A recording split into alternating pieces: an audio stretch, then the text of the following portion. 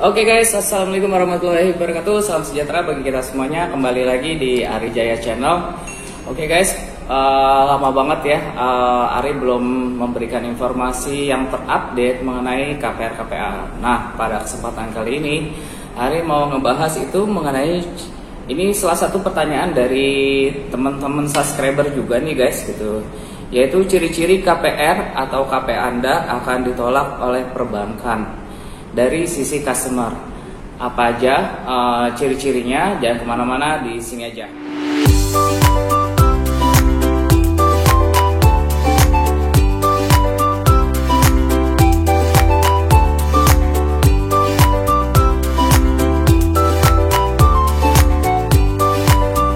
Oke guys, langsung aja kita bahas mengenai ciri-ciri KPR yang ditolak dari customer, ditolak oleh perbankan dari customer itu apa aja.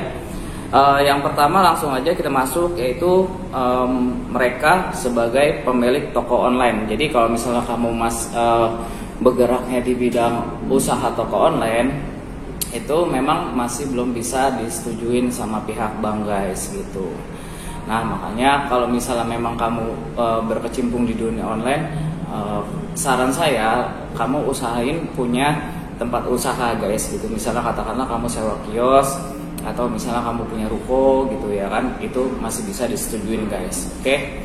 Terus yang kedua, itu kebanyakan utang mepet dengan gaji atau penghasilan. Jadi kalau misalnya kamu sebagai karyawan, kamu bergaji sebagai pedagang, kamu juga bergaji gitu, makanya jangan sampai kamu tuh mepet banget nih antara utang dengan gaji kamu sendiri gitu. Biasanya RPC-nya bakalan berkurang. Itu yang kedua.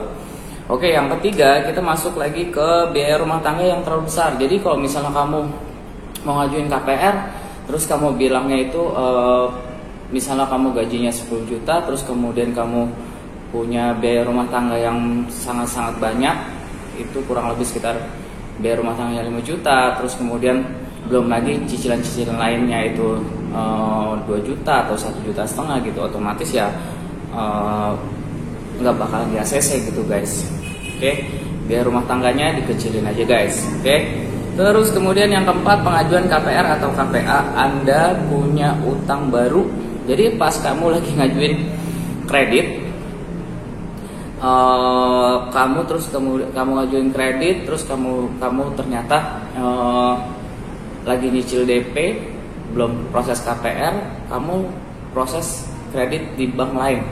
Misalnya katakanlah untuk nyuntikin dana DP-nya, atau misalnya kamu namanya pinjam dulu sama adik kamu gitu. Itu bisa kemungkinan itu kamu bakalan ditolak sama pihak bank guys gitu. Jadi kalau misalnya lagi proses menuju KPR belum di ACC, itu kalau bisa ya jangan kredit dulu guys. Mau istri mau suami gitu, kamu jangan kredit dulu ya gitu. Oke. Terus kemudian yang kelima, hasil BI checking.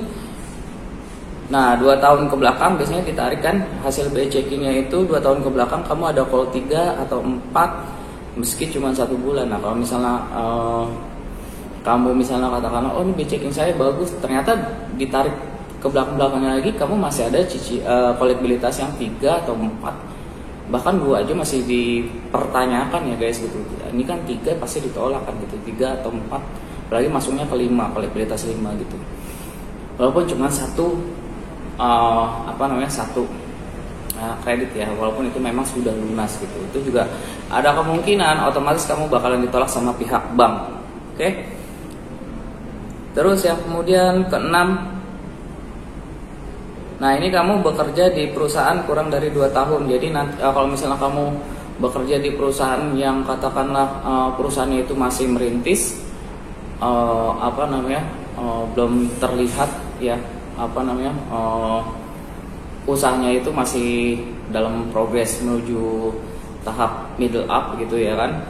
Nah kamu biasanya sih masih diragukan sama pihak bank guys itu kurang lebih, apalagi baru 1 tahun ya, 1,5 tahun gitu, itu biasanya sih masih diragukan perusahaannya itu. Jadi makanya kamu kemungkinan bisa ditolak gitu guys. Oke. Yang ketujuh, kamu karyawan kontrak bukan tetap. Jadi kalau misalnya kamu bekerja sebagai karyawan kontrak itu juga gak susah juga guys untuk disetujui sama pihak bank. Tapi kalau misalnya kamu bekerja, saya bekerja di outsourcing di bank BTN. Kamu outsourcingnya tapi sudah tetap di perusahaan outsourcing itu ya, otomatis kamu masih bisa di ACC ya gitu. Tapi kalau misalnya kamu masih kontrak itu sampai nunggu kamu jadi diangkat jadi karyawan tetap dulu guys, gitu ya guys. Oke. Terus kemudian yang ke-8, pemohon atau pasangan belum pernah menerima subsidi pemerintah. Nah, kalau misalnya untuk pengajuan rumah subsidi itu pemohon atau pasangan belum pernah menerima subsidi dari pemerintah. Jadi rumah subsidi itu setahun seumur hidup 1 kali guys. Jadi kalau misalnya kamu masih udah pernah ngajuin KPR, terus kamu mau ngajuin subsidi itu otomatis pasti bakal ditolak. Kecuali ini untuk TNI, Polri, PNS yang pindah tugas. Jadi dia bisa ngambil maksimal 2 kali rumah subsidi gitu ya guys. Oke, yang ke-9 itu gaji atau penghasilan tidak cover cicilan KPR. Nah, kalau misalnya gaji sama cicilan dihitung-hitung biaya rumah tangga sama utang kamu pribadi itu kamu bisa analisa sendiri. Hitungan RPC itu biasanya kurang lebih sekitar 60%. Jadi misalnya kamu punya cicilan utang berapa, terus kemudian biaya rumah tangga berapa, sisanya dikali 60%. Nah, itu maksimal kemampuan kamu mengangsur. Bukan dari tiga kali gaji gitu. Misalnya 3 kali dari cicilan, 3 kali dari cicilan, bukan kayak gitu hitungannya, tapi RPC dikurangi biaya rumah tangga, dikurangi sama utang-utang kamu. Nah, itu dikali 60%. Nah, kalau misalnya kamu bisa analisa itu sendiri, gajinya kamu cover nggak nih sama cicilan. Kalau misalnya belum, ya jangan proses dulu sampai kamu minimal kamu tutupin dulu utang-utangnya gitu guys. Oke. Kemudian yang ke-10, perusahaan saat di OTS atau on the spot itu terlihat settingan. Nah, kalau misalnya kamu lagi proses KPR, ternyata kamu ketahuan nih sama pihak on the spot gitu ya kan, ternyata perusahaan yang kamu yang di on the spot ini terlihat sama pihak bank itu settingan, ya otomatis bakal ditolak. Mereka biasanya OTS itu biasanya mereka menanyakan jumlah karyawan yang ada berapa, laba perusahaannya, terus kemudian nanti garis lurus dengan gaji karyawan, jabatannya kamu nanti sebagai apa di sana, make sense nggak sama gajinya kamu. Kalau misalnya katakanlah kamu sebagai karyawan misalnya OB tapi gajinya kamu 6 juta, ya otomatis ditolak guys. Ya kan? Jadi makanya pasti ditanyain jabatannya kamu sebagai apa, terus kemudian total konsumen perusahaannya kamu itu ada berapa gitu ya kan, yang biasanya sebagai pelanggannya, termasuk sama total konsumen langganan, terus kemudian bidang usaha di perusahaan yang kamu tempat bekerja ya guys saat itu. Oke guys, itu 10 yang menjadi rangkuman saya, ciri-ciri KPR kamu ditolak di awal atau pas saat proses kredit di bank ya, di bank manapun ya guys, semuanya hampir rata-rata sama ya. Mereka punya kebijakan yang nggak beda jauh gitu untuk analisa analisa mengenai berkas ya guys gitu.